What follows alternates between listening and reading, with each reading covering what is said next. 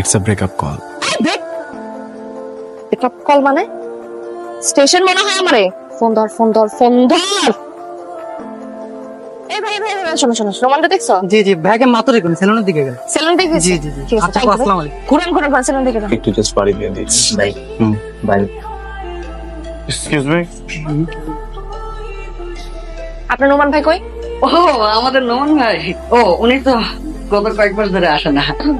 আরে সবাই খালি আমার ঘুর ধরে গেল। নোমান কই? ওই আপনার চোখের সামনে দিয়ে একটু আগে যে লোকটা গেছে মুখের মধ্যে ফেনা তোয়ালে নিয়ে, ওইটাই নোমান ভাই।